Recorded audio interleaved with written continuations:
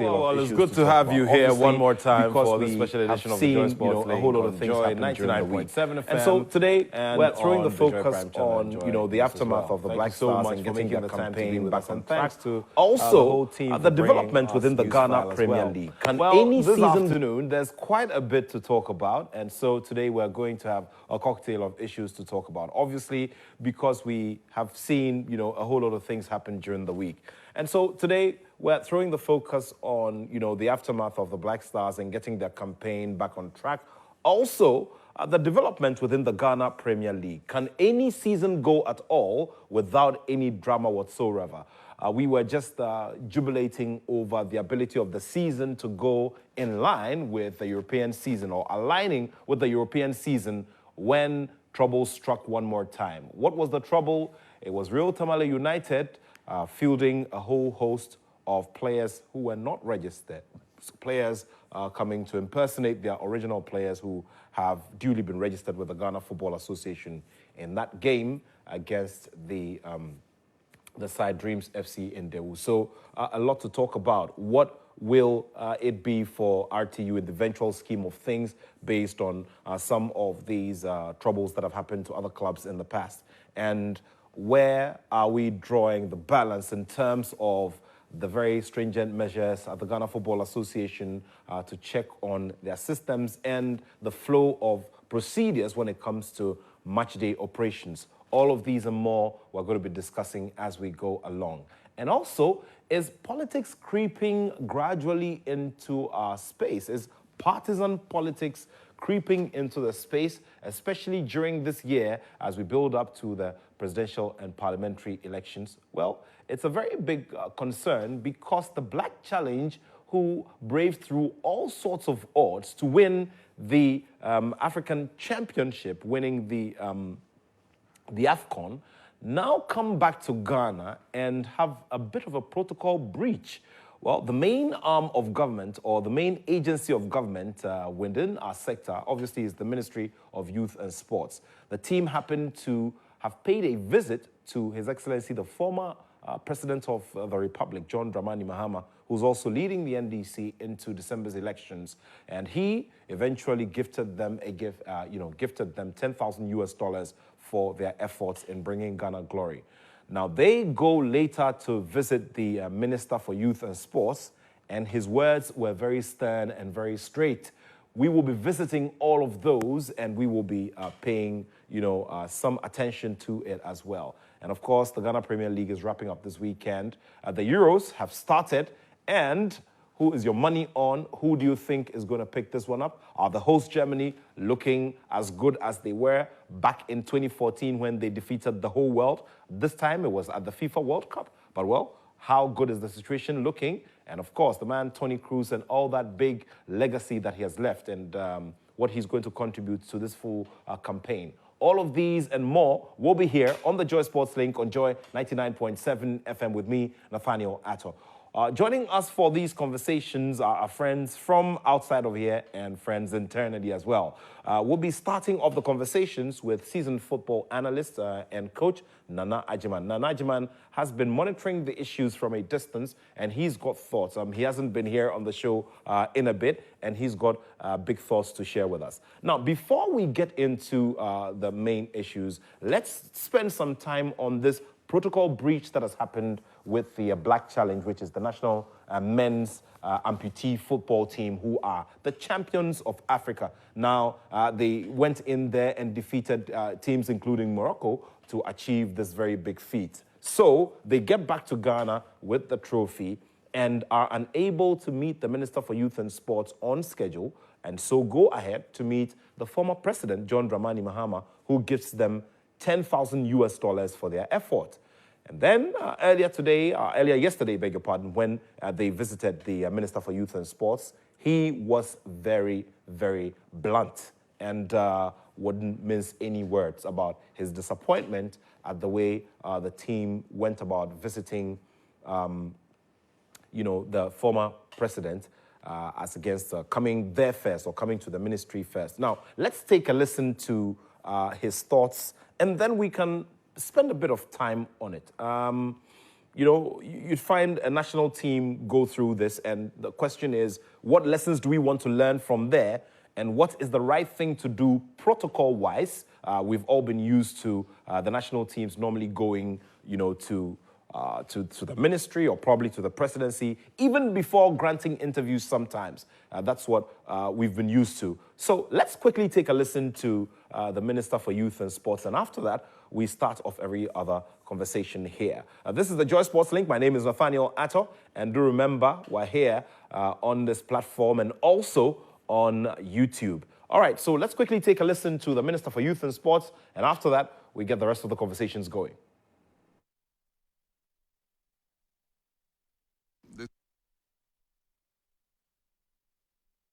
This country puts a lot of money into sports. And of course, we all like the Black Stars, we like the Black Bombers, we like... This is a national team. The team sitting here is not a club. It's not your private property. When you are going to Egypt, if I haven't signed for you to represent our country, you cannot be there. So that is to the management who are here.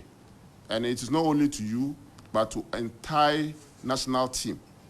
Once it's a national team and you are going to represent our flag, anytime you come, that's why when you are going, I delegated my director of FNA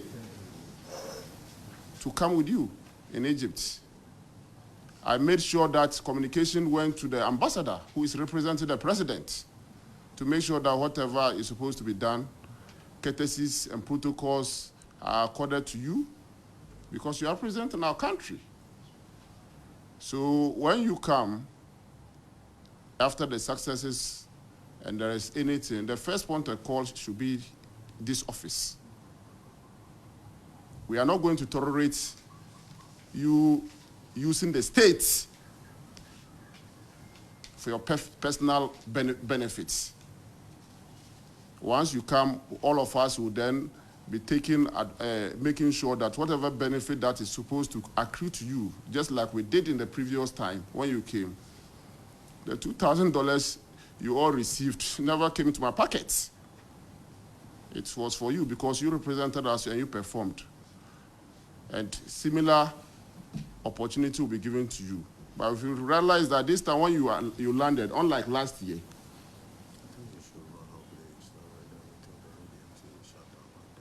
yeah, but this is important. I just want the media to know. Unlike last year when you came here directly, this year you started going from one place to another place without even recourse to the government who sponsored you. And that cannot be tolerated. I have to put it to you, not only you, any national team. If it's your personal club, a private club, that is fine. That is your club. As national team, once you come, you should know that you are representing the government, the states. So that is what I just want to tell you. So I've asked the president of the Ghana National Para Team. We have seen that you have received a lot of donations, which is good for us.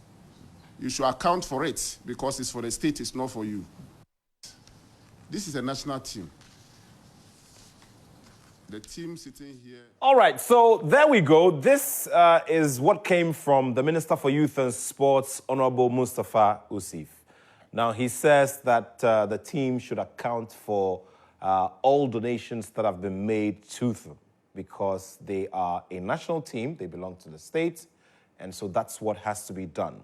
Let's now go to the former president, John Dramani Mahama, who received the team earlier. One of the key reasons why, there's concern being raised by the Minister for Youth and Sports. Let's take a listen to the former president. So we all like the Black Stars, we like the Black Bombers, we like all our national teams. But if we invested a little in other, parts of our sporting potential, we probably would gain even more than we currently are doing. Because the last time the Black Stars won the African Cup was in 1981. And other teams have gone ahead to win. The women have won before trophies. You have also won, and other sports have won. So we must not only focus on just the senior national team. I agree that we should continue to fund the senior national team to attain trophies for us, but at the same time, we should also invest in teams like yours so that you can continue to make Ghana proud. Before you traveled, there was an effort to meet me to see how I could support in my own little way like I've been doing, but unfortunately I had traveled. But it didn't deter you, you still went, and I hear under quite difficult circumstances, you managed to play your hearts out and you brought the trophy. And so we're very proud of you, and we want to welcome you back warmly and to thank you for what you've done. And even though you didn't see me before you went because I was away, I have a little gift for you. It's a little token, $10,000 to be shared amongst the players. To be shared amongst the players, because I know that you went to some expense, you know, when you traveled out there. And so it's just a little token, and I'll continue to take an interest in what you do. And as you know, this is the political season, and we're gearing up for the elections of December. And I just, as the presidential candidate for the NDC party, I wish to assure you that not if, when I win and become the president, I'll not forget the Amputee football team. $1,000. Let everybody clap.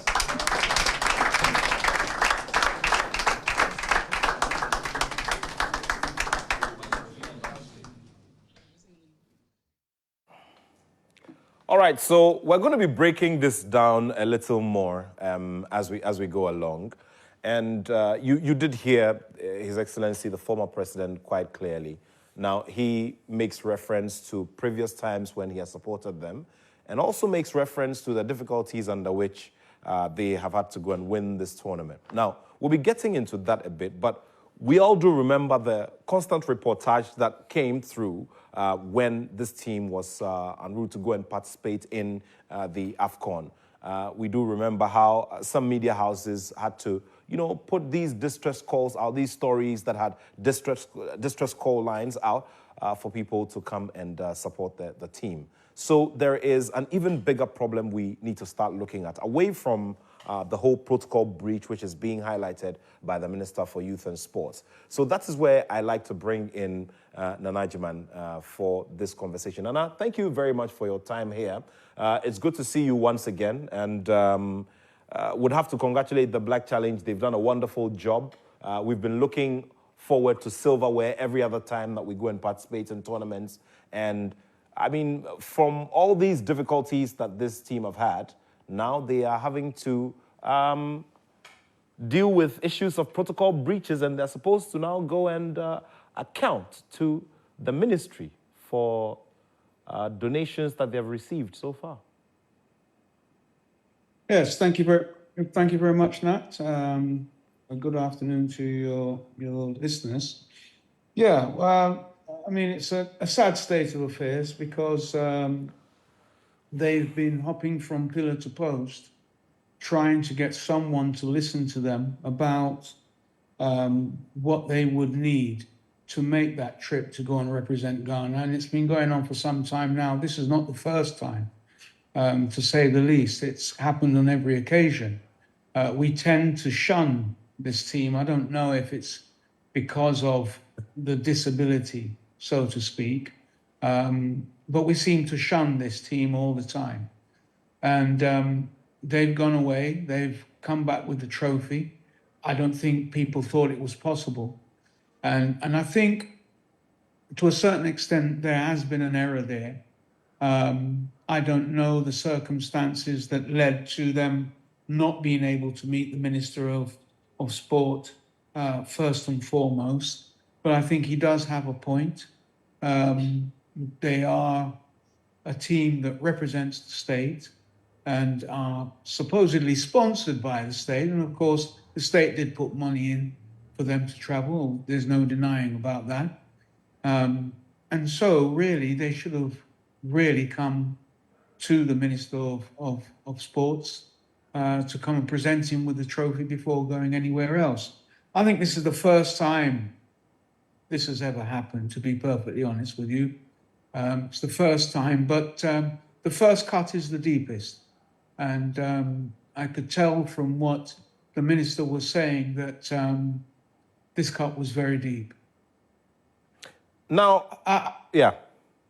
I wouldn't necessarily say that it's new in terms of political interference or partisan interference in sport.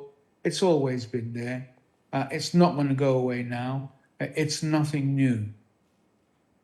All right. Now, this is remember, we're gearing towards December, and obviously anybody with a political interest would want to, maximize such a platform. But in the case of the former president, it's something that he was doing anyway. I mean, this is something he's been doing, and he did confirm it in that video. Now, what would you suggest from where you sit regarding how this matter is dealt with, considering the fact, I mean, you've mentioned as well that this is nouvelle. We haven't really had such a circumstance. I was just saying this in my introduction that we have had a couple of instances where Ghanaian sportsmen and women have gone out there, won major laurels, and have come back, and we're looking for interviews. And these persons say, well, we have an invitation from the presidency, would like to go there first before we say anything. This is something that normally happens. Now, in this instance where you see this happening like for the first time, and especially considering that it's going alongside the winning of this major silverware under all of these difficult circumstances, how would you advise this is handled generally? Well, I think it's got to be handled with kid clubs because, yes, it's the first time. Is there a protocol set down for all these teams? Do they really know that this is what should take place once they arrive back in Ghana? Or is it just something we've taken for granted and most teams always come back to the ministry, but it's not something that's written in stone? I think the minister talked about accountability, about making accounts. I make light of that, sorry, because, that minister is, and most ministers are unable to make account of what they do in their ministry. So I think it's a bit strong for this team to be placed under any jurisdiction to say, oh, let's make an account of what has happened. One thing for sure is this team has not stolen any money. And the donation was for the players, and that was made quite clear. So it's very easy for them to show how the money was split. I think in future it's got to be a written protocol. If it's not already written, and it doesn't sound to me as if it's written, it must be written and stipulated quite clearly for all national teams, for all national sportsmen and women who are supported by the state, that once they come back and they come back as winners, rightfully so, they should make a visit, an official visit to the Ministry of Youth and Sports. I think that's the best way to deal with it. I don't think we can blow it up out of proportion. This is just the first time. And this is a team, quite frankly, that have been begging everyone to support while the ministry has, taken their time to get round to them. So I don't see that this should be blown out of proportion. But in terms of partisan politics being involved in our sport, it's been there, time immemorial. It's there. And the former president gets the opportunity to milk it, and he milks it. Those in government, they wanted the opportunity to milk it, and they didn't get that opportunity. So, they're feeling a bit sore. That's the way the cookie crumbles. Now, let's spend a bit more time on this thing of the funding element of our national teams, the funding that always comes up when, we we have to take part in these international competitions. The problems that we encounter, where teams will go, they sometimes are stranded at the airport, bonuses are not paid, because of which sometimes the players are very, psychologically very low and are unable to perform at the highest level. We've had loads and loads of instances in our history where some athletes have even, threatened to walk off the tracks and all of that. How then do we make this a thing of the past? Because this is, this is a national team. They went in there and they've proven everybody wrong. So clearly, the case they were making for themselves in going to seek support was very valid because they have a trophy to show for it. Absolutely.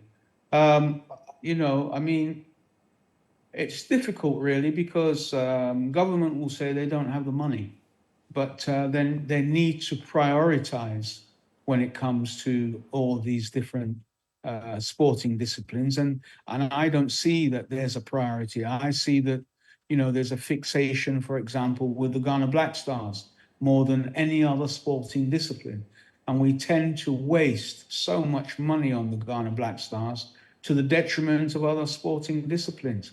I think we need to review the position. Government needs to review the position. And we need to spread the money across these sporting disciplines. We have to. We have to spread the money across these disciplines.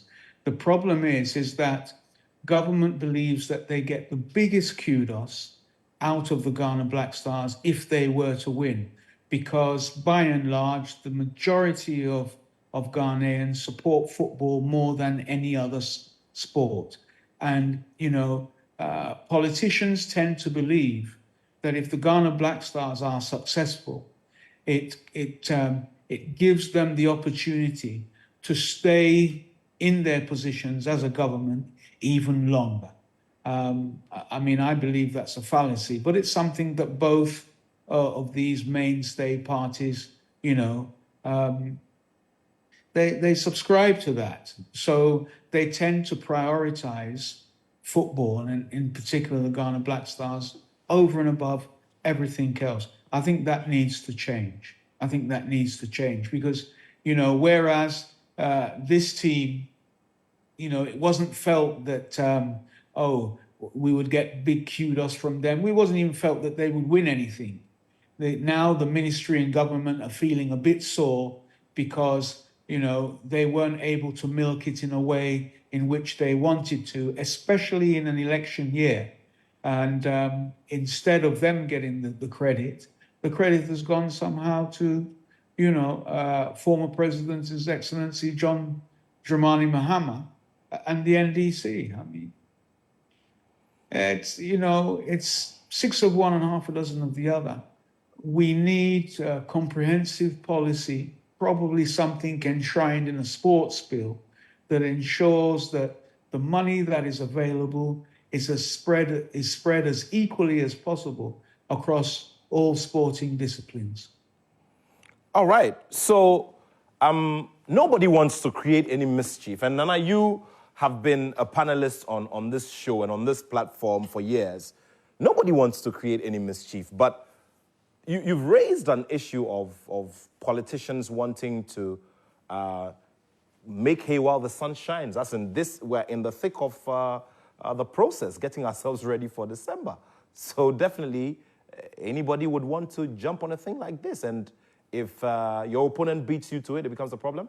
Is it? Well, it looks that way, doesn't it? He sounded quite angry, to be perfectly honest with you. When he was addressing them, he sounded quite angry. They're very sore about this. But the fact of the matter is they didn't place any premium on this team in the first place anyway. And certainly not expecting them to win anything. They didn't think for a moment that once this team had come off the plane, that they would go and see the former president. They didn't think that, they didn't see that coming. And so they're very, very sore. Well, let's bring in the president of the African Paralympic Committee, who's also the president of the National Paralympic Committee of Ghana. He led the delegation to meet the Minister for Youth and Sports. Mr. Samson Dean also joins us for this conversation. Thank you very much, Mr. Samson Dean. Great to have you here on the show. We haven't had any major conversations since your successful execution of the very first edition of the African Paralympic Games. So would say belated congratulations are in order. But there's an issue to deal with. The minister is unhappy about what happened. Is there some background you'd want to give us regarding this matter and why this happened and what we're going to be doing going forward? Okay, thank you very much, Nat, for giving me this opportunity to speak to you and your audience. And let me use this opportunity to also say hi and hello to my senior brother, Nana Jiman, who has been a very good friend for quite a long time. I am most grateful to you too, Nat, for guiding me behind the scenes. You have played a lot of responsible roles, making sure that the para sports develops. Your contribution is well noticed, and I thank you for giving me this opportunity this afternoon. Yes, Nat, we met with the minister and to pay a courtesy call on him to present a trophy that was won by the gallant Black Challenge of Ghana, who won 6 straight matches to reach the final. Upon arrival, the Paralympic Committee wrote to the Minister for Youth and Sports on the 31st of May, requesting to pay a courtesy call and also present to him the trophy and medals, awards won by these men of Ghana origin. In fact, I think this is my opinion, though. I think that we had a very, very good and smooth discussion meeting today with the minister. He was happy to meet the team. He made his message clear to us that he believes and thinks that and thought that we could have been able to manage the team appropriately by making sure that they presented the trophy and awards to him before moving around, before the trophy being taken to other meaningful Ghanaians. And for me, I felt that, well, that was a good call because we are talking about the national team. But I think Benaya can attest to the fact that he has been part of the media team that projects the good works of the MPC, the good works of the Amputee team, because Joy Sports decided to give a very good attention to the Black Challenge. And for that, he was there. We had to move to the former president's office because the players had already been informed way before, 2 weeks ago, that the former president wanted to do a donation to them. And I had denied them that opportunity to go there first. But on this day, there was no way that as a leader of the team, I could say no to... There it is, a bit of a challenge with connection there. We're going to re-establish contact with him. And also joining us here for the rest of the conversations are Victor Achutamaklo. He's also been doing some monitoring of the situation. Yesterday on Prime Take, you know, there was a bit of a conversation as well about this. There were major conversations on this. Now, Victor, you've heard the president of the APC. He is just breaking down, you know, the issues and how things went ahead. Okay, let's do a final one, so that we can get the full account from Mr. Samsindine, and then I'll come in for your comments before we go back to Nana Ajman. Okay, President, would respectfully ask that you are stable a bit so that we can have the full, yeah. So you're saying that you couldn't have refused or said no or said please hold on respectfully to the former president. Is that it? That is it. It was highly impossible at that time because the players were all at the office.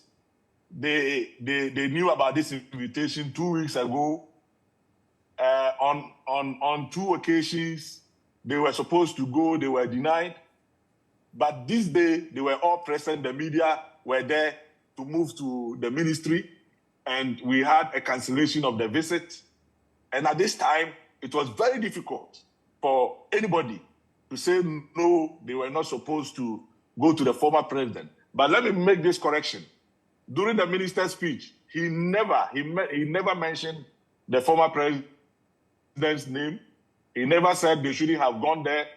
But he, in his opinion, he made a statement that before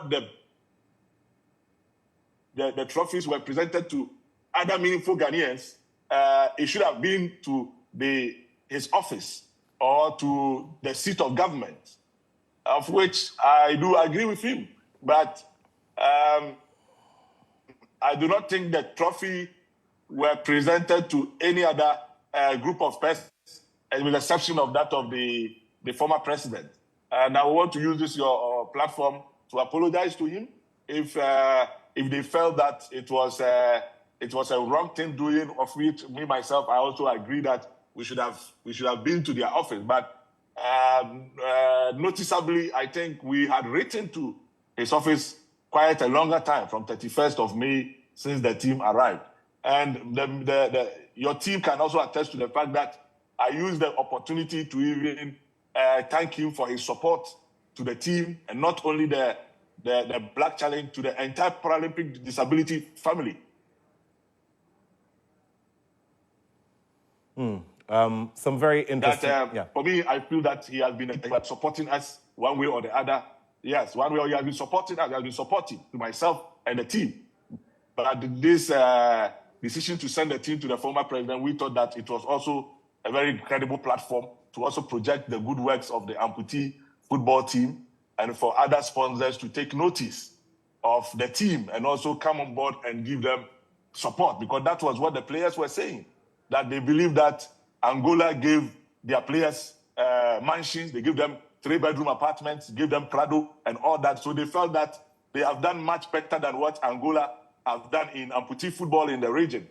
So the players, when you speak to them, you can sometimes feel for them, because they feel that there should be a precedent where they will be recognized properly. And sometimes we, the leaders, are the people who are lambasted, who receive the bashing. They believe that because of our association and friendship with authority, they feel that we are not doing much more for them to be recognized, to get the needed support.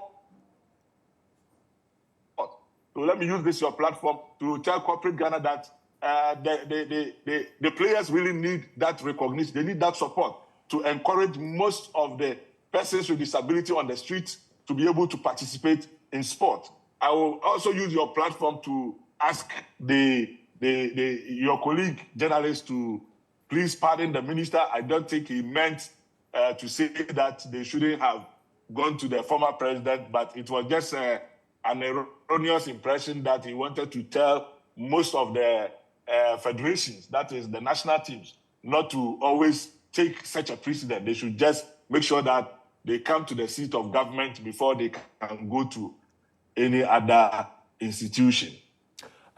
President, or person. Can you clarify this for me? Yes, sir. Aside the former president's office, have you visited any other place, and have you received any other thank you or congratulatory donations from anywhere, or received any gifts from anywhere? Yes, when the team arrived, there is this pastor in the Ashanti region, something Chedua. Adum Chedua. Invited the team. Adum Chedua, yes. He personally placed the call to the captain of the team, and then made a donation of 200,000 Ghana cedis to the team. So he has been very generous. And even when they were about leaving Ghana, he presented them with another 100,000 Ghana cedis earlier. So that is the only platform that they have visited and received an amount of 300,000 Ghana cedis. Okay, so in all, apart from that, yes, we did not receive any. Okay, so then it means yes, that what you're supposed to account for, as the minister has requested, is $10,000 plus 200,000 Ghana cedis. Is that correct? Exactly. So the 200,000 Ghana cedis were given to them, I think, 3 days before President Mahama met them. So 200,000 cedis plus the $10,000. That's all these monies have been given to the players because it was a donation to the players. If you listen to President Mahama, he indicated that he donated that amount of money to the players and not to any management team. So the money was handed over to the players, and Benaya can confirm that he was there. He saw the players being given the money and the sharing ratio that the players used to share that amount of money. The same happened to Adum Chedia's 200,000, which was given to the team, and they shared the money among themselves. So the donations were to the players. So as we were asked to prepare the account, I directed the management team to quickly indicate what each player received per the donations being given to them. Okay. So you are making efforts to ensure that you adhere to the Youth and Sports Minister's directive of accounting for what you've received. Exactly. I have even gone further to ask them to provide a full account of the pre-campaign donations that they received from other sponsors. For instance, Trillium Ghana gave them 65,000 Ghana cedis.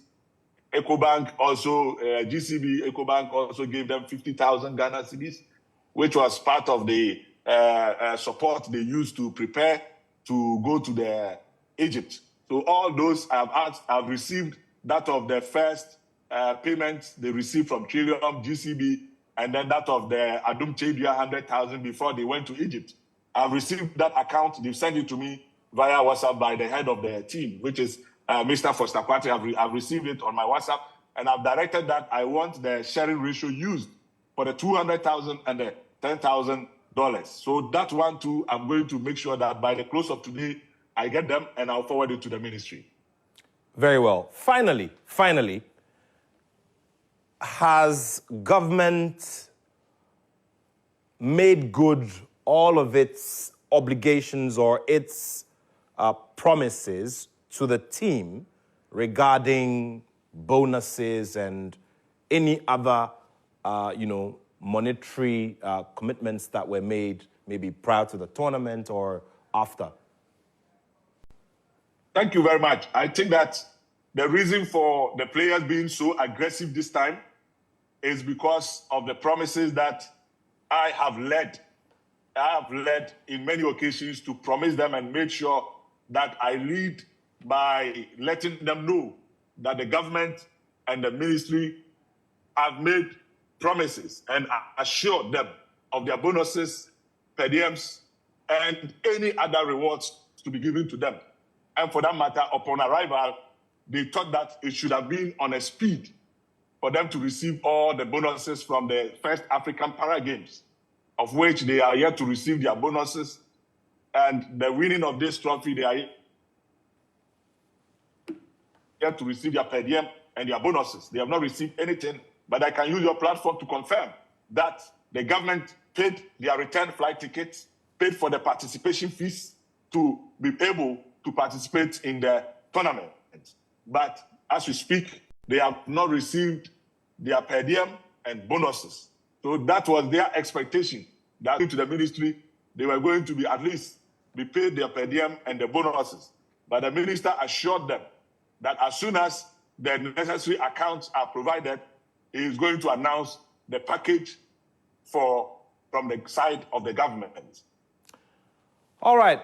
Mr. Samsindeen, thank you so much. And we'll be monitoring as we go along. And we surely would put it out once the ministry makes that announcement, which we're all looking forward to, because the Black Challenge, aside this protocol faux pas, have done a wonderful job. And congratulations to you as well.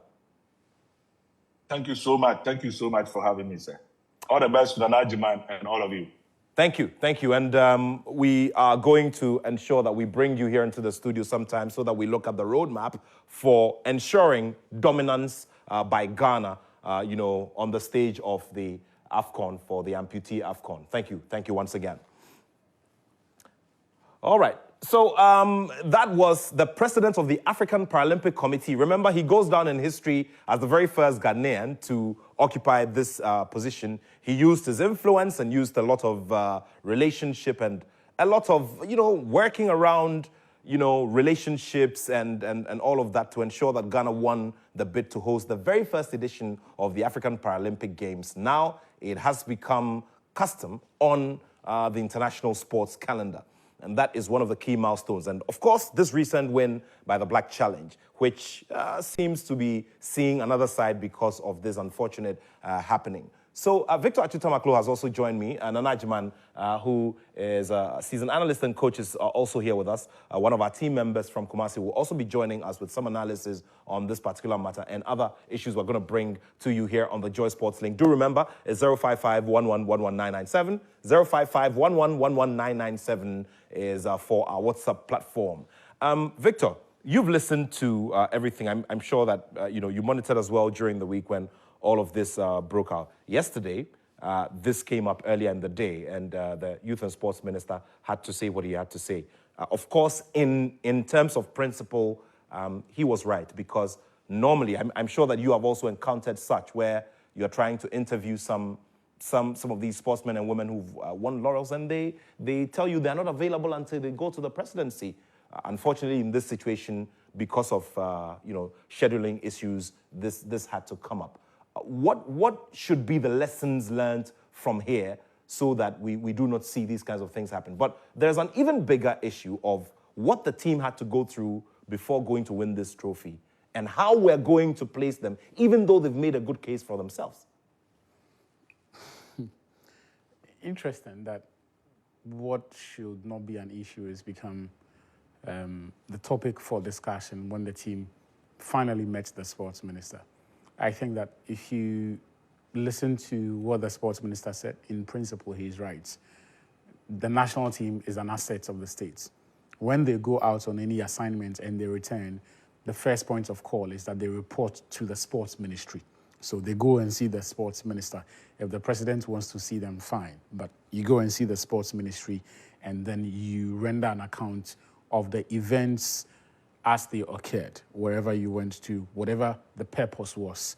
And so you do that. So it is consistent with practice. It is consistent with the management culture of our national teams and even state assets, that when we send someone out there and they come, they report to the mother agency or institution. So they should have gone to the sports ministry first.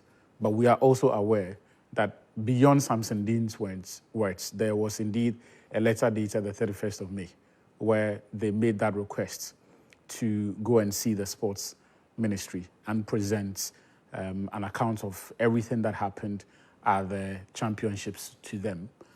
We are also told that, unfortunately, till date, they did not get a response, at least not until this week, when we saw what happened when the team went to visit the former president, John Dramani Mahama. So it is reasonable for anyone to read between the lines and conclude that this reaction from the minister is only because the team went to see the former president. It has political connotations, and it is unfortunate. And before you go on, Achu, we also need to state this very clearly. Now, there's a reason why we put we brought you both videos and tapes of, depending on how you're consuming this. Now, it is very important to note this here, that nobody has suggested that the Youth and Sports Minister mentioned the former president. We put the issues just as they were, that the minister was unhappy about something.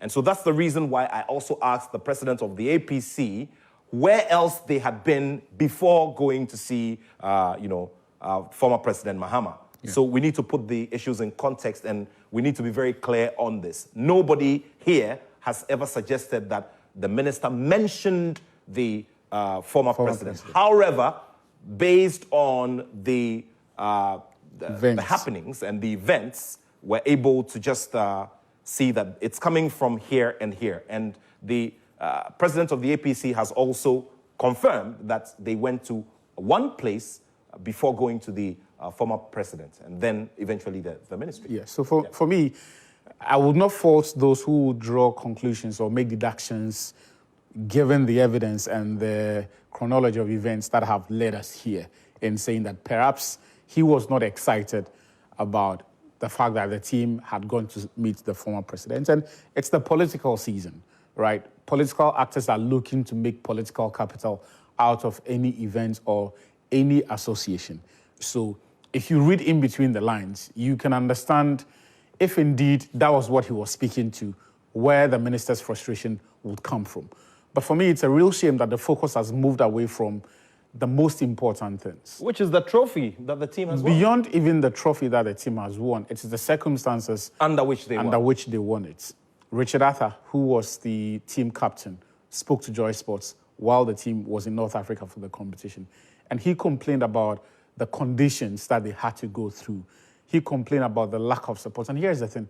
It was not as if the team was abandoned out there. The leader of the delegation was the Director of Finance and Administration from the Sports Ministry, Eric Mensah-Bonsu. So there was a government representation there. Except Mr. Mensah-Bonsu was not equipped to take care of the needs of the team, which is to say that the Sports Ministry and the Finance Ministry did not provide him with the resources to pay for or to cover the expenses that would have given this team the comforts that they wanted, and also to pay the per diems and the bonuses that this team were asking for. Otherwise, the national team captain in the middle of a competition would not be on the phone to a media house 500,000 or 1,000,000 miles away explaining the unfortunate circumstances that they have to live through. In the thick of a tournament. In the thick of a tournament. And that, for me, is the most important thing, that now that they've managed to set all of those issues aside, because if this team had failed to win the trophy, the narrative back home would have been that the players were distracted, but they weren't. They managed to separate the issues. They spoke about the fact that things weren't great for them and that they felt that they had been abandoned. And Richard Arthur, the specific wording of that interview, mentioned something to the effect that if it had been the Black Stars or any of the other team the Sports Ministry pays particular attention to, they would not be left in the lurch in the manner that the Black Challenge have been, right? His words were corroborated by Richard Obeng, the head coach of the team. And so what is important is that we look at that problem, right? And I don't think that the ministry, out of wickedness, just decided not to provide money for them. I always say this, that when it comes to national teams, there's an age-long problem of funding. There's an age-long problem of sports funding in the country. Ghana is going through austerity. So I can understand the inertia towards releasing money for any sports events whatsoever, right? That is not the African Games. This year, apart from the African Games, that is a national project, every other event is likely to suffer the close-fistedness of the states, right, when it comes to releasing the pairs. So for me, the problem really has to be looking at a more sustainable way of funding sports in the country. In the last 3 years, government has cut its budget for sports.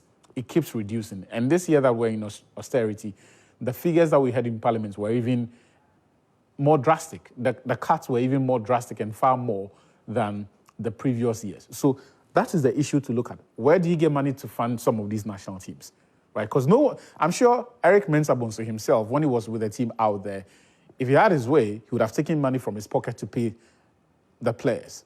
But that is not something you want to Mr. encourage. Samson Dean made a very important point, and sometimes you want to put yourself in the shoes of these administrators as well, that, then trust also diminishes between the players and yourself. They say, look, you guys are the ones who have the power. You are not, you've been given money and you are sitting on the money. And this is one of the things And you see, it's also because when they are sent out there,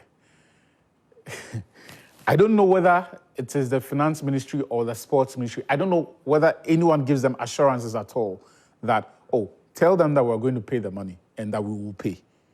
But they make these promises. The last time when it was the Black Meteors, it was the deputy sports minister himself who made those promises, right? So somehow you have the leaders of these delegations making these promises on behalf of the state that, don't worry, we'll pay these monies around this time. And you see, word gets around. Whatever happens in football, the boxers pay attention. Whatever happens in athletics, the cyclists, the footballers, everyone pays attention. Over time, the states and its assigns have not acted in a manner that gives people confidence in their word, especially when it comes to national assignments. More often than not, they are likely to go back on their promise. They renege on their promise. They are unable to honor the word that and so it is difficult for I'm sure that if they had any faith in the words of Eric Mensah Bonsu, we wouldn't have had the interviews we had, because the assurance that the state is going to come through for you should be enough. But they went beyond that to basically appeal for funds in the middle of the tournament because they genuinely believe that the monies were not going to come. Right? And so for me, the central issue has to be a matter of funding. As for who they went to see first or not, you can't really blame the team. They made the efforts and they made the offer to come and see and present to the sports ministry. It is just unfortunate that whatever it has happened did not allow that meeting to take place before. The other thing also is that if you look at the weight of the personality that the team went to present their trophies to, it's difficult to look at that office and say they are not going to turn up. It's impossible. They could not have, because power is transient. Tomorrow it might be a government from the party of the former president that's in power. If they show any conduct that is interpreted to be disrespectful, it could come back to hurt them in the future, right? So I just think that let's calm our heads, win over this matter. I think that the minister has said his piece. I don't think he's going to escalate this. I know him personally. I don't think he's going to escalate this to any petty level. But if anything has to happen hereafter, it has to be a conversation about funding sports in general. And for the sports minister, it will be very good for his legacy if he could, at the very least, initiate something like that, right? Make some significant progress with the bill in Parliament and actually find practical, sustainable revenue sources that will fund sports in this country. Otherwise, look, every time there is a national assignment out there, we'll come back to the issue of money. We'll come back to athletes having to canvass for support. We'll come back to the conditions under which they play or they compete in, which is hardly ever satisfactory. And for me, once you resolve the money issue, it kills every other mischief. It kills every other issue that we've had to do with. Because now, think of every major scandal that has characterized Ghana's participation in any elite sports events, whatever the discipline is. The central theme in each of those stories is money. From Gold Coast to the Black Stars in Brazil, to the Black Meteors in Morocco, to this Amputee team, the Commonwealth Games, Deborah Aqua's story. Each of the scandals that we know, the running theme in all of this is money and the lack of it.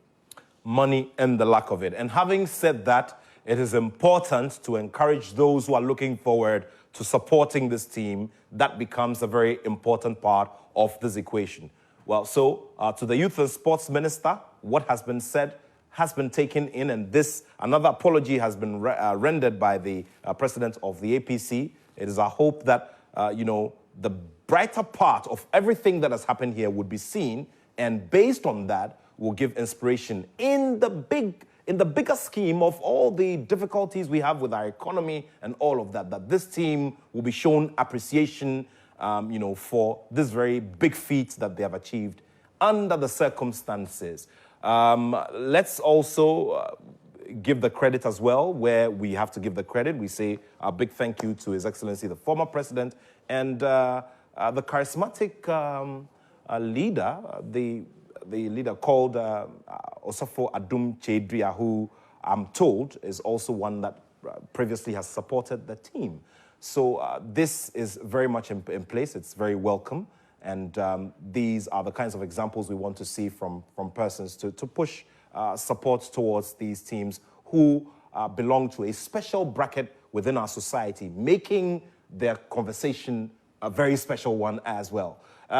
Now, we will get into the Ghana Premier League very shortly. But before we do that, I'd like to go to Nana Agyeman so that briefly he can tell me if he had a power to take a decision now, today, regarding how we should say a decent thank you to this team. What kind of package would he want to see, or what kind of package would he want to see? I'll pose the same question to you, Victor. And remember, we're saying all of these within the bigger context of how things have gone with our economy and all. So let's begin with you, Nana Agyeman. What would you suggest? Let's do some specifics here. You've seen, I know it's a bit of a tough one, but let's look at how practical we can get regarding saying a decent thank you to the Black Challenge for winning the biggest trophy in amputee football on the continent. Well, thank you very much for that, Nat. You've really put me in a hole there, haven't you? Thank you very much. Well, I mean, you know, I remember there was an occasion when the Ghana Black Stars came second. And they all received cars, and management received Cherokee Jeeps and lots of money and all that. And they hadn't won anything. They hadn't won anything. Now, these amputee players, we all know they are minus one leg.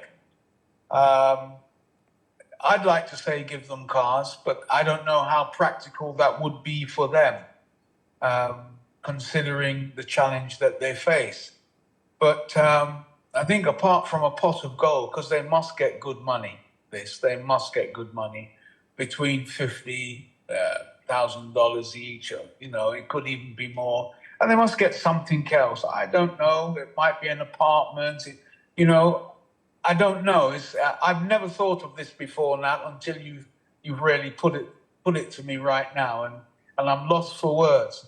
I think it's got to be seriously significant, because if we can give Ghana Black Stars and their management teams Cherokee Jeeps and all this kind, everybody got a Cherokee Jeep. They didn't win a thing. They came second. Now, this is a team that has won. Why can't we do a similar thing for them? Why can't we do that? This is the AFCON. This is the AFCON. And the Ghana Black Stars came second in the AFCON, but they all got Cherokee Jeeps. So I think it's got to be something really significant, Nat, really significant. It's got to be a bundle of cash from $50,000 going and something else. It might be an apartment. I don't know if the guys would want a car. You know, I don't know if I would be able to drive a car, perhaps if my left leg was missing. I don't know. But I think it's got to be something very, very significant, to be perfectly honest with you. Not just for the players, but also for the management of that team as well. Well, that's the best I can give you. Okay. Nana Agyeman says he believes it has to be substantial. $50,000 or something above that, you know, and something that is significant. What do you also think, Victor?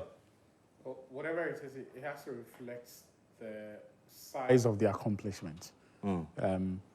Because there has to be a reward for winning. We're a country that doesn't always win, at least not the major competitions in our time. So at this stage, paying them their per diems and winning bonuses will not be enough. You have to give them something meaningful, something significant, for them to look back and say that this is the reward for their effort. And knowing the economic conditions of a lot of these players, a house will not be far-fetched. Okay. Like something decent, a 2-bedroom or a 3-bedroom for each of these, and some good money to go with it would not be far-fetched if we are going to be sincere to ourselves and not overprice or bloat budgets in the name of enriching ourselves while we're saying thank you to these players. It should not cost an arm and a leg to give them some decent accommodation for each of them, because we know the unique situation they find themselves in. What are the jobs available to these athletes or to these players?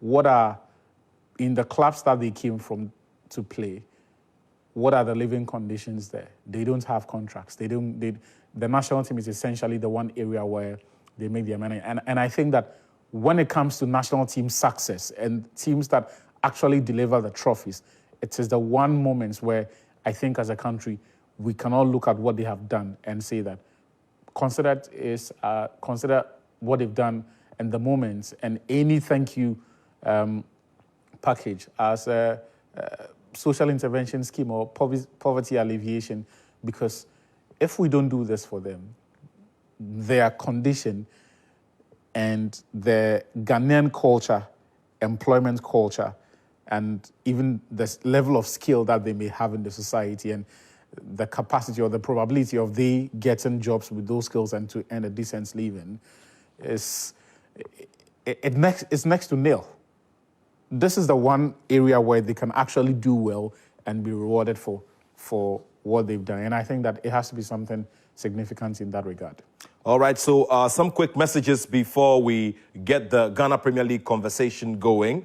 So let's quickly take a look at this one. This one from Samuel Aite says, well, congratulations to the Black Challenge. It is just unfortunate that this had to come up with the ministry. However, considering the conversations you are having, we do know that this is a first, so would like the minister to overlook it and ensure that they are given a good thank you. Thank you very, very much. Gabriel Odame has sent this one. Congratulations to the Black Challenge.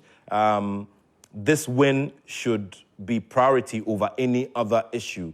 We do know that December is approaching, and even though this is a fact or this is a true mistake, we shouldn't dwell on this to cloud the beauty of the achievement made by the team. Okay, thank you very much. Henry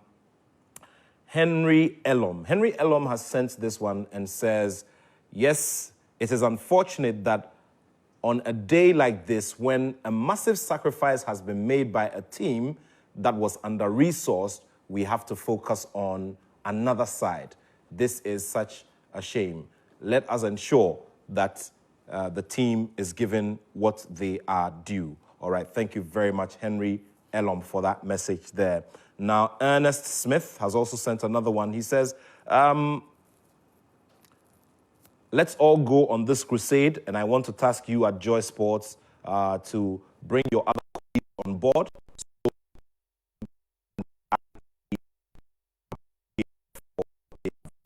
Remember, they are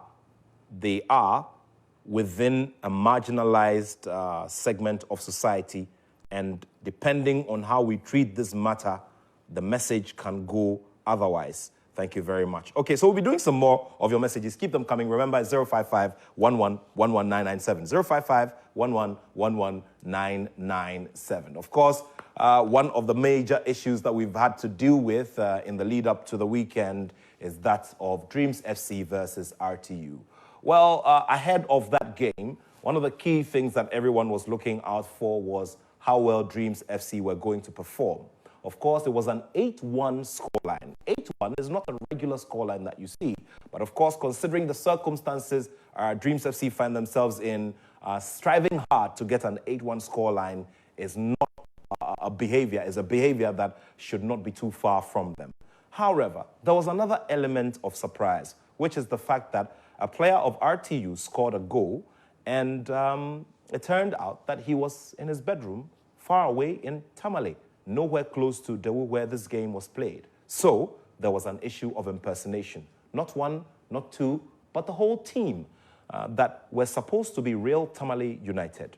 Well, go into the rule book or the book of laws of the Ghana Football Association, and RTU do find themselves in trouble. Well, the Ghana Football Association has already laid out its immediate response regarding this matter and how we are going to proceed from here. Investigations will be conducted. The officials of the club will be invited, and there will be some sessions held, and all the quasi-judicial bodies of the Ghana Football Association will activate, their roles and their functions based on which there will be a conclusion. But there is a bigger conversation to have. Remember that yesterday in the afternoon on Joy 99.7 FM, right here on this platform, we started the conversation and gave it some perspective. Now, would also want to start looking at the effect that this has on the bigger picture of the Ghana Premier League and also the integrity mark or the integrity test that all of our clubs and all of our officials, for that matter, are supposed to pass. Now, let me just get some thoughts because Victor has to go in to do another recording. Let me begin with you, Victor. You did some analysis on how we got here and how all of this degenerated into this particular problem. Now, there's an even bigger problem of an effect, a bigger effect, bigger ripple effect on the whole brand of the Ghana Premier League. We've been looking for sponsorship for some time now. We've been looking for headline sponsorship. And any other time that these issues come up, it's difficult for the officials of the marketing department of the FA to even go into meetings with potential sponsors. That's true. I'm just going to start by saying that the blames on the Dreams FC are a bit misinformed and unfair. Because but before we go on, we need to make it clear. We're not saying that Dreams FC have done anything wrong. No, in fact, they didn't do anything wrong. Good. Even they went in looking for their 3 points and as many goals as possible, and they got it. Even for the form book, RTU have won 3 of the last 24 league matches before Wednesdays. They had lost, I think, about 18 or is it 19 in that time. That's a team that loses for fun, habitual losers. And the game itself, the objective for Dreams FC was to win. If you look at the relegation situation, all Dreams needed to do was to win. They didn't need to win by a cricket scoreline. They didn't need to win by 2-0 or 3-0. I think we saw 8-1 because of the difference in quality of the two teams. If you decide to go and bring Galaxy FC, which was a third division team in Tamale or second division, to come and face FA Cup champions, Confederation Cup semi-finalists, the difference in terms of experience and exposure and even the natural ability, that's the talent, will tell. And that is what we saw on Wednesday. In terms of the damage this inflicts on the league, that is where I feel RTU have done a great disservice to the products that is the Ghana Premier League. Because they know they have been broke for some time now.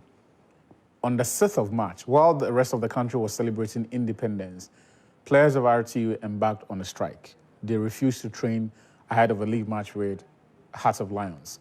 They lost that match by 2-0. A month later, their coach, Abdul Mumin, was fired. Mumin was fired because the club said they suspected him of sabotaging the club and of match manipulation because in a league match versus Nswatraman FC, he made some substitutions that occasioned the 2 goals that the team conceded. So the belief was that those were deliberate and that he was trying to sabotage the team. But before his sacking, Abdul Mumin had gone nearly a year without salary. So as far back as last season, Mumin was not being paid. So this is a club that has been cash-strapped for a long time. And in my estimation, I think the right thing for them to have done, once the players said they were not going to play the match, was that inform the Ghana Football Association that you are no longer able to raise a team and forfeit the match. Right? When you do that, you lose the 3 points. That was a game they were going to lose anyway. But you avoid incurring any costs. Because now they've traveled here to Accra, they've bought fuel, they've had the players that they brought here, they had to feed them, they had to provide for them for the period that they were on the bus down here. And unfortunately, we're now told that on Thursday evening, the team got involved in an accident. Now you have to spend money on medical care for those players as well. And it's all because of their indiscretion. I feel it was wrong of them for them to have even annulled the match in the first place. But I think the Ghana Football Association has the greater duty of care on its products. I think that from Tuesday evening, when the players started granting interviews to the media, when the media reports went rife that this is what the players had said and that they had said they were not going to play. And in fact, the media reports carried the specific club from which RTU were going to get the players to impersonate their players under contracts. At that point, I think that, and when the RTU official response came, because by morning of Wednesday, RTU had given an interview to Peace FM where they had denied all of those things. I thought the GFA should have investigated the matter and possibly forced RTU not to play the match. Because there is a clear case of their players going on public record to say they will not honor the match. They are in Tamale. They did not travel to Accra, even as of Wednesday morning.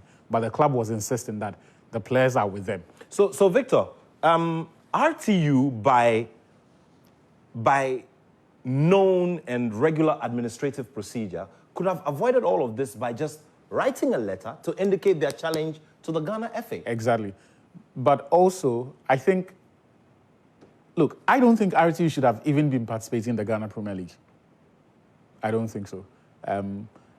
Because even under the relaxed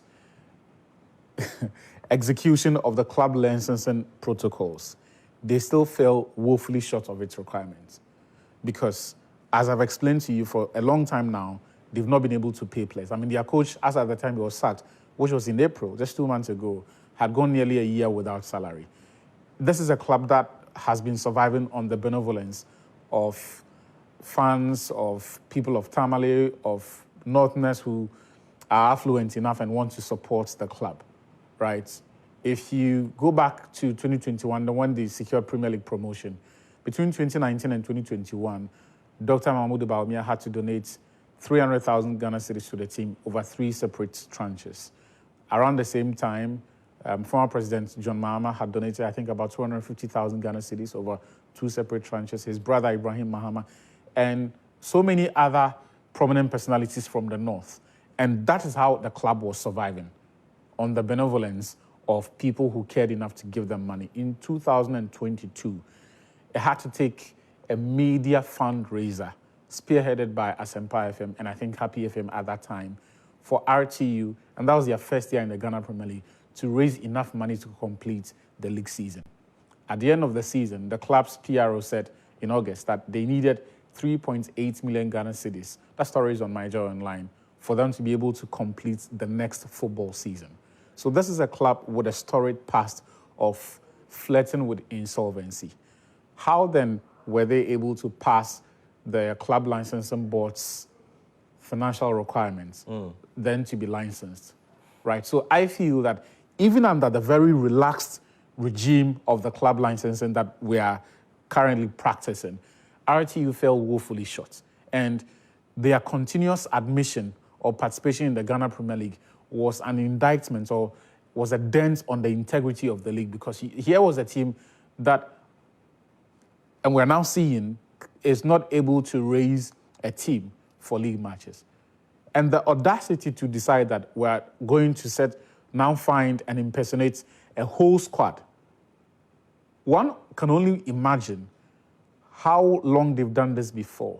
If they've done this before, for them to even get to the point where they are now confident enough to say that we are going to do it for an entire team. Because it was not one player who was impersonated. It wasn't 2, it wasn't 3. Right? So at a certain point, the club needed to be saved from itself. And that's why I have always been an advocate that even if we're going to have a 12-team league, a 14-team league of teams who are close to decency, financially, it will be difficult to find any club that is self-sustaining in Ghana, but clubs who can at least bear the cost of running for a full season, I'll be happy for it. Because the idea of, and you see, it's not just about paying good salaries or paying good monies. Not having money affects how you prepare for games. So you will know this. There is a culture of Ghanaian teams traveling and arriving on the venues on match day. And they do that because they are broke. They cannot afford the cost of accommodation or sleeping in hotels. So they won't put any of the players in the hotel. So that would mean get even if it's Tamale to Accra, leave on Tuesday night, get to Accra by mid-morning of Wednesday, play the match. By 7 p.m. or 6 p.m., they are on the bus back to Tamale. And we have seen the effects of this. Teams have suffered armed robbery attacks because they traveled on the night of playing that match. The latest incident happened just last season. That was Legon Cities. Yes. While All Stars had an accident because they were traveling in the night. Kumasi Asante Kotoko, lives have been lost because clubs have not had money to be able to put players in decent hotels and travel when there's better visibility. Whatever the compensation that the deceased Kotoko officials, whatever compensation that went to their families, it cannot compensate for the loss of life. Whatever injuries the players of RTU or the borrowed players, because they are players of Galaxy FA, they don't belong to RTU. Those who got the injuries sustained the injuries on Thursday, whatever injuries they have sustained, no amount of money is going to compensate for that. And so we're getting to the point where our inertia towards a full or strict enforcement of the requirements of the club licensing regulations they have cost us lives already. They have dented the reputation, damaged the reputation of the products. Only 3 years ago, the Ash Gold Interlife saga happened, and it breaks my heart that even before we can wriggle ourselves out of its shackles, now there is this matter for the FA to deal with. Still here on the special edition of the Joy Sports Link here on Joy 99.7 FM. Do send in your messages. We sure are going through some very, very tough times indeed. Just when alignment was settling in with the European calendar, we just have to always deal with an issue or the other at the end of every season. We look out there and look at the places that have created the templates for us to follow, and irrespective of the challenges they have, the season just moves without any of these scandals. Victor, thank you so much. There are other things that we need to do, especially as we're in the thick of the coverage of the Euros. But just before you go, we'll be going into the Euros, but you were there, you did some brilliant commentary and analysis with the rest of the team yesterday for the opening game. That's gone past us now, but getting into this weekend, do you have any favorite picks just before you go? I just think Italy are going to win the competition. Okay. I think Spain are going to disappoint a lot of people. Okay. Yeah. Well, we'll have Nana Jiman continue the rest of it for us. Thank you very much, Victor. So, Nana, Victor has been raising a few key issues here. The issues about ensuring that if we have to even go back to Congress and say, we want to cut down the numbers of teams that participate so that, we have a smaller number of teams who can play decent and administer and run their affairs decently without all of these unfortunate challenges so that we can move forward rather than have a whole host of 18 teams some of who are struggling, are just unable to run the day-to-day affairs and do something as embarrassing as what was done, during the week in that game against Dreams FC. Well, now, I tell you what, Victor has provided the show with a fantastic analysis. I really loved every word this man has just said. And he is right. He is absolutely right. Look, the fact of the matter is all those Premiership clubs are insolvent. All of them are insolvent. There's no two ways about that. They're all struggling to make it on match days. They're all struggling. That's the facts. That's the fact of the matter. And I think, yes, it would be better to have a smaller league where they can manage to pay players, to pay managerial staff, coaching staff, and where they're able to travel when they've got good visibility, put their players up in hotels instead of trying to make it back on the same night, costing lives, getting injured, having accidents, being robbed. It would be much, much better. Much, much better. I really do support him on that. And I think the other thing, too, where the FA themselves bring the game into disrepute is the club licensing. That is serious. Victor described it as relaxed. It doesn't exist. It's not relaxed. It does not exist. Because, None of the clubs meet the criteria, and they've not met the criteria for a decade or more. That is the truth of the matter. None of them do. Every time it's brought into play, it's a matter of, oh, we'll give them the license subject to X, Y, and Z. And you know, it's never ever met. We just go through the league like that. And so for me, I think a big part of the responsibility lies with the club licensing. It lies with the GFA, because you turn a blind eye to so many things in order to let the league happen, in order to say that we have a Premier League. But really we don't. It's Division 1. It's Division 1 that we have. It's not a Premier League. Every club is suffering from the same thing, a serious inertia. They have no money. They have no will. Nothing is going on correctly. The league is not managed appropriately from day one. And this is where it's taken us to. It's unbelievable that, RTU would go to this length, but it does beg the question, have they done it before with 1 or 2 or 3 players? Because seriously, there is an audacity that one could believe that they could replace 90% of their teeth and not be found out. It's a serious audacity. But it also speaks to the lack of integrity of our game. It speaks to the lack of integrity of the Premier League and of the rest of the leagues as well, because God knows what happens down there in Division 1, Division 2 for clubs that are seeking, to be promoted. Only God knows what happens. Things have cooled down a bit. The beatings in Division 1s and all those things has come down a bit, but there's so much going on. It's totally unbelievable. But I think the buck stops with the GFA. RTU, well, they're out of the Premier League, and they should be out of association football for a couple of years, 2 or 3 years. Just like, Ashanti Gold. They should be booted out because the league has no integrity. The league has no integrity. And it's not the first year, is it? There's always been an issue, season after season, that questions the league's integrity. This sure is a very interesting curve that we've all hit. Yeah. I just don't think it's going to stop. Well, a very, very interesting curve that we've hit, within our football, and that also goes to the issue of investments, which I want to come to next.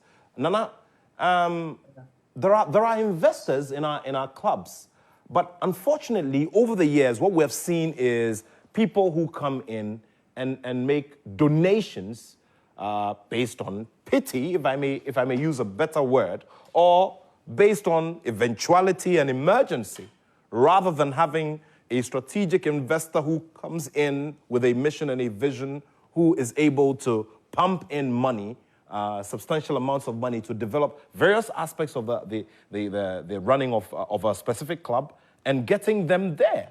And we're not seeing that. And you look at an RTU who have had some very great people from the north who economically are very sound and maybe may have the muscle, but we just may not have had it right.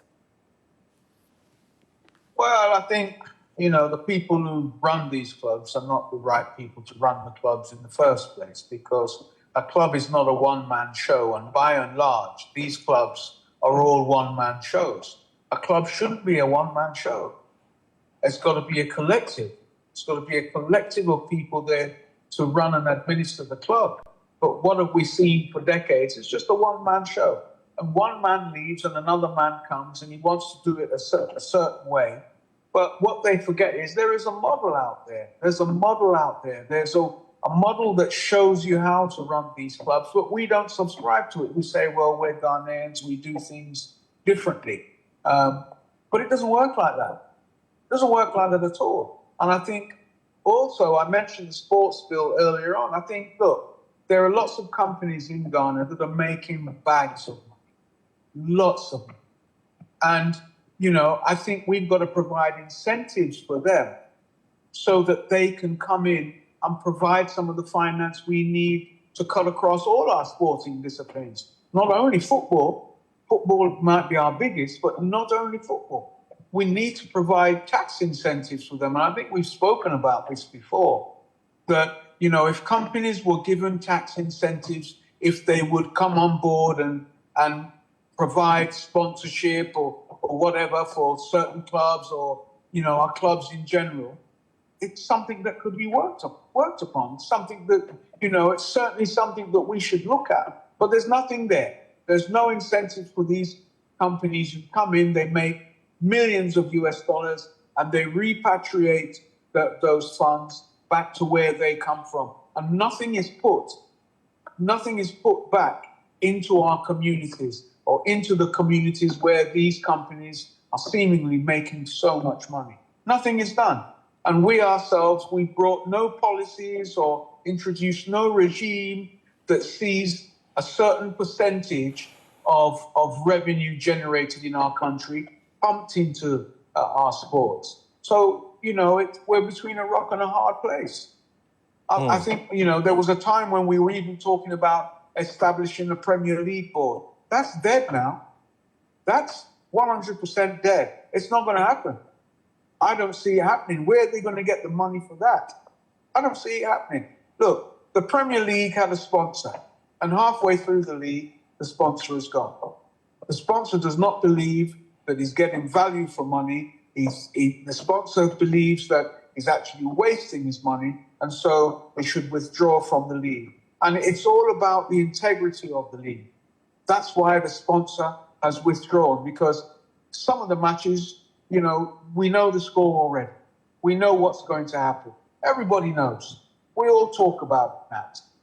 So, you know, the sponsor doesn't want to be associated with that, because the sponsor wants his brand to be number one, to be up there, to be well patronized by Ghanaians.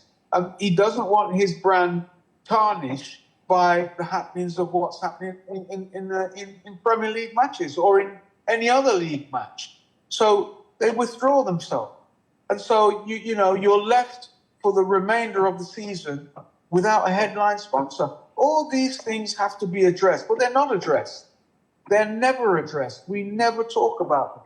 All we do is look for another headline sponsor, and the same thing happens season after season. Well, all we do is look for a headline sponsor, and the same thing happens season after season. Those are the thoughts of Nana Agyemang, who's here with me on the Joy Sports link on Joy 99.7 FM and on our YouTube channels as well. Let us know what your thoughts are as well as we get into the finish line and the final moments of the show as well. Remember that we're bringing you live commentary in partnership with SportyBet, our broadcast partners. Remember that SportyBet do have the rights for the territory of Ghana.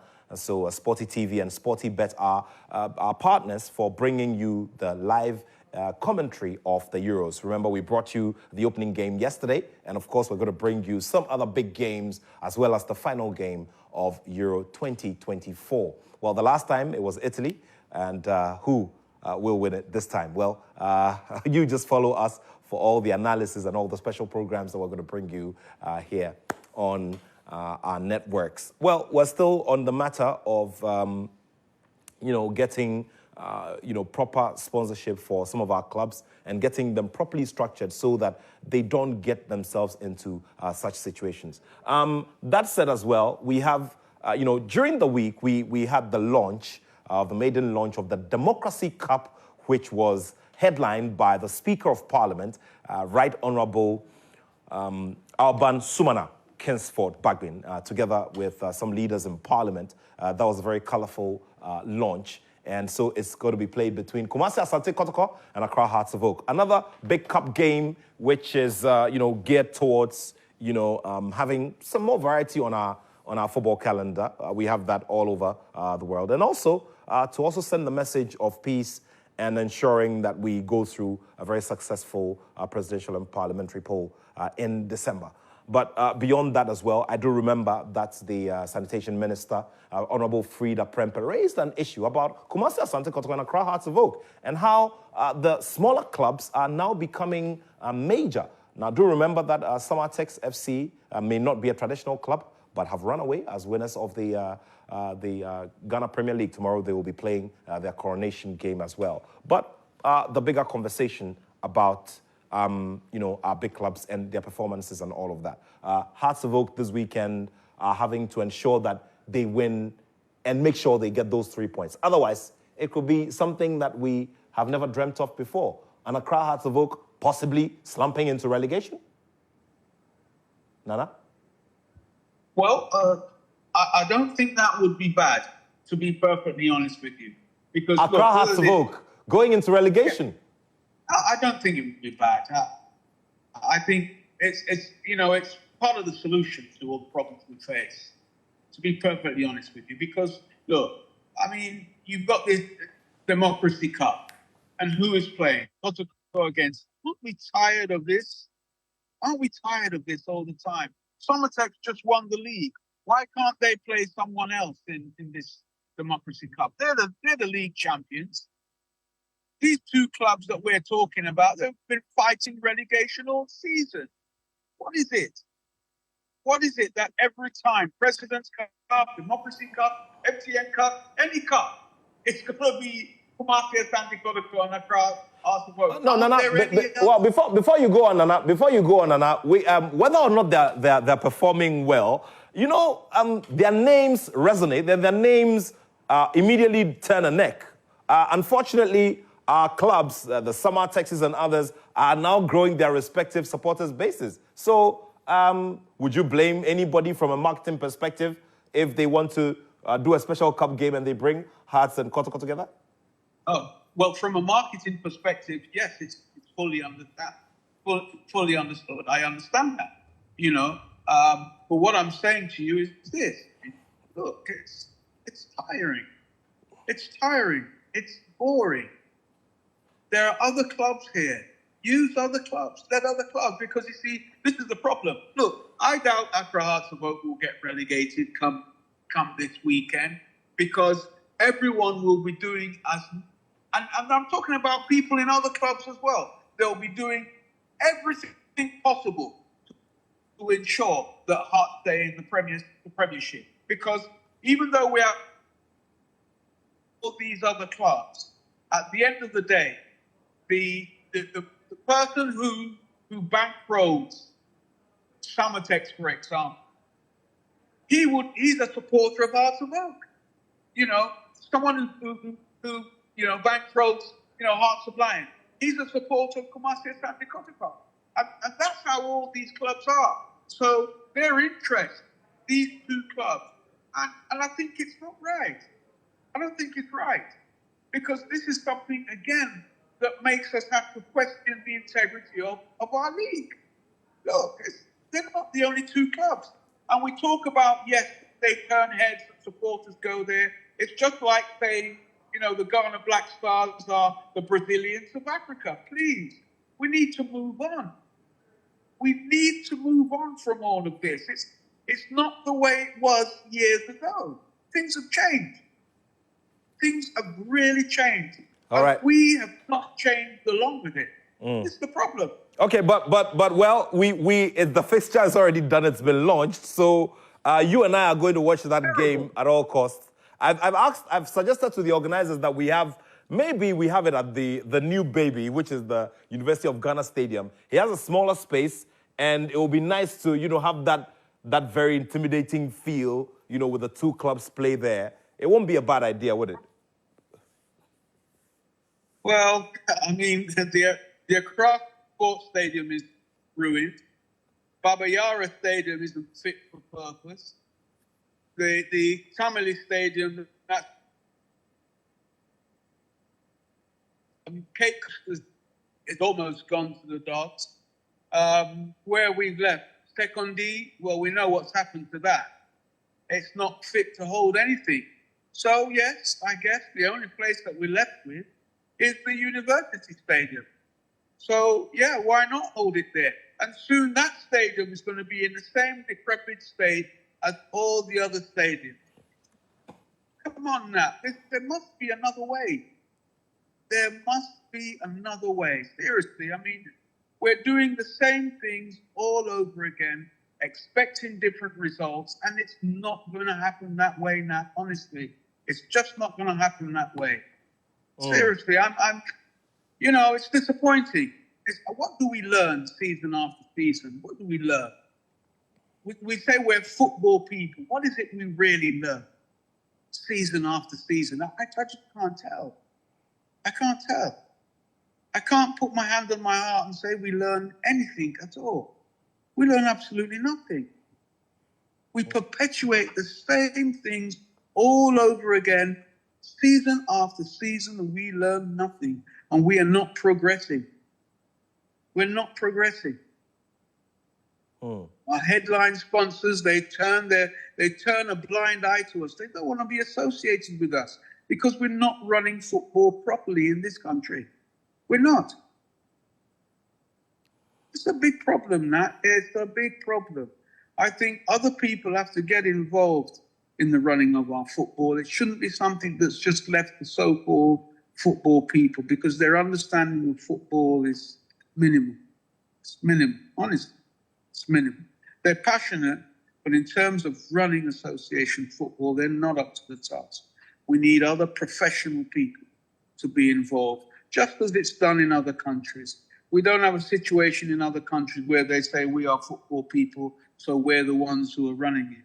They've got lots of other, wide variety of professionals who are involved to ensure that the integrity is maintained, to ensure that there's good finance, to ensure so many different things. But here, we seem to say, well, we're different, but we're not. The model of association football is the same globally, wherever you may go.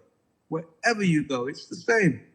But we are failing to apply that model because we think somehow we're different because we're Ghanaians. That's not the way forward. Honestly, no, it's not the way forward. I'm saddened that the Democracy Cup is yet again caught upon hearts. I'm very sad about that. Well, not moving forward. we sure will create the excitement, Nana. Okay, well, so we've got no choice, have we? We've got no choice. We sure will create the excitement. But Nana, just before we wrap things up here, you know, let's quickly take a look at the Euros and who you probably would put your hand on after what we saw yesterday, that big showpiece that we saw yesterday. Hungary versus Switzerland, Spain versus Croatia, and Italy versus Albania.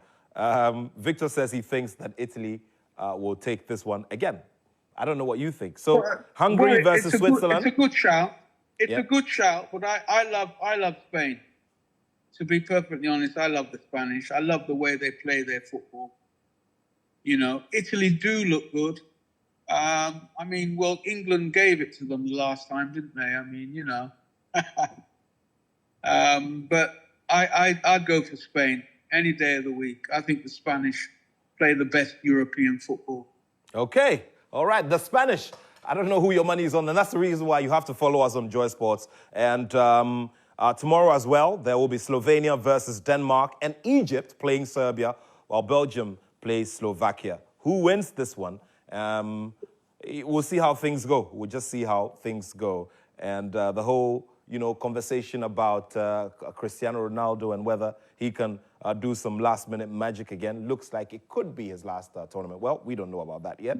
On Tuesday, it will be Turkey versus Georgia, and then Portugal versus Czech Republic. Let's see how those ones go as well. And then just before we wrap things up here, the Ghana Football Awards has been, launched. You know that we are a major partner in the rollout of the Ghana Football Awards. Last year, it was Kudus Mohammed. And interestingly, Kudus Mohammed has made it again into the nominee list for the main award, which is the Footballer of the Year. So West Ham's Kudus Mohammed is in there. Osman Bukari of Red Star Belgrade is in there. And Abdul Fattah Isahaku of Leicester City doing all the wonderful stuff and making sure that they secure qualification into the English Premier League. Inaki Williams of Athletic Bilbao, the latest, husband in town. So this quartet made it into that final list. And of course, the best African international player, which is one which is very much sought after at the Ghana Football Awards. Ademola Lookman of Nigeria and Atalanta, beg your pardon, Victor Boniface of Bayer Leverkusen in Nigeria, and Edmond Tapsoba of Bayer Leverkusen and Burkina Faso. They are the three battling it out for the best African international player. We sure will make time to do more justice to this during the week. And so we'll be doing some more analysis and bringing you some custom shows, as we've already told you, for the Ghana football as well as the Euros. So we're entering a very thick period of football, even though we're entering the off-season, but there's more to discuss and more to look forward to. Nana, it's been wonderful having you here on the show. Thank you so much. And let's just hold you to your word. You say Italy? Or Spain, no, rather. Spain. Spain for you. Spain. Okay. Yes. Spain to win the Euros. All right. Thank you so much, Nana. And Thank you very much, Matt. Thank you so much. It's been wonderful. All right, so thank you all so much for making it with us this afternoon on the Joy Sports Link here on Joy 99.7 FM. Thanks to all those who contributed to the show. Next week, we're going to be bringing you a big conversation with a personality right here on the show. And so thanks to the whole production team. Thanks to my lead producer, Benaya Elom Dafiamekpo, and David, my director as well. We will be back, like I said, next week, but there's a lot to look forward to this week. We're in thick moments of big commentary on the big games at the ongoing Euros in Germany, and there's a lot of analysis, a lot in terms of our promotions and all of that to follow, and that's the reason why you have to be with us throughout the period. Well, coming up very shortly is Showbiz A to Z with Kwame Dazi and the rest of the crew. You have a wonderful weekend, and I will catch you soon. My name is Nathaniel Atto, and I have love